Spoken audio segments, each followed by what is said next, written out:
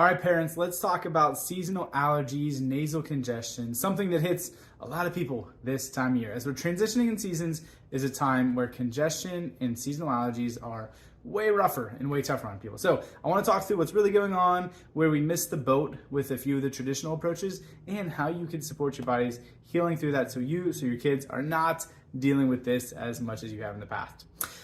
Let's start with that. Let's start with the traditional approach here, because usually it's limited to just limiting your exposure. If it's outside stuff that sets off the allergies, whether it's pollens or grasses or certain things that are in the environment, the advice is typically just don't do that. Just stay away from that.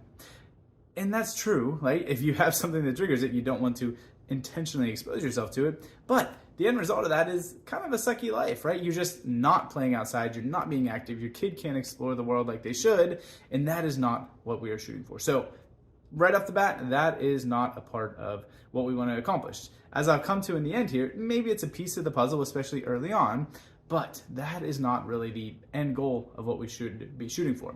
So when that's not effective, or when the over-the-counter medications have been not really getting the job done, or you're trying to avoid those because you don't want all of the negative side effects of them, people turn to more of a natural or holistic approach to allergies, which means cleaning up the gut, maybe some different detoxing stuff, limiting inflammation, lots of good things. But to use an analogy, it's, if we really want to address the root cause, it's not really all the way to the root.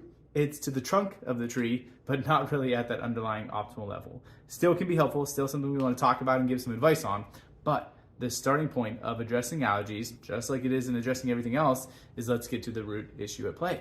Since the nervous system controls everything that's going on in our body, if there is a disturbance in how our nervous system is regulating our immune system, we never stand a chance, no matter how much we clean up our diet, no matter how much we support healing with other supplements. So I like to simplify things so you can understand them better, so we can communicate them better to patients and families in the office. And the way we can simplify understanding allergies is honestly the same way we can understand autoimmune challenges as well, whether it's food sensitivities, food allergies, environmental ones, or autoimmune challenges. Basically, think of that as this big umbrella term of just a confused immune system. Because what's going on is our immune system, our immune cells are attacking something that they don't need to be, whether that's the food that bothers them, or whether that's the pollen or the outside sensitivity. No matter what the example is, that is really what it is in a nutshell. Our immune system attacking something that it shouldn't. So what we need to do is backtrack and say, why is that taking place? Why are we in such a hypersensitized immune state? That usually comes from your nervous system, your overall physiology being in a state of stress. The more sympathetic or fight or flight gas pedal mode that your body has, the more that your immune system is shifted towards this state where it is hypersensitized to immune system activation, whether it's autoimmune, right, attacking yourself, or the immune sensitivities that are allergies or asthma or all of that. And it shifts that way instead of the other way, which is the side of the immune system that's stronger with that quick hitting, fight off the cold, or quick hitting, attack the immune invader and then get rid of it. We want more of that, right? We want that strong immune response, not the overreactive one.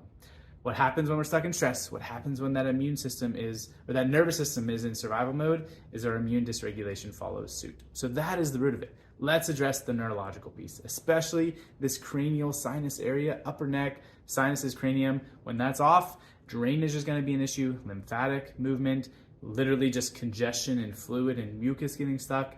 We can address that. Our immune system functions better. There's not that physical, mechanical drainage and congestion either. So that's step one. We've got to start with that. Address the subluxation.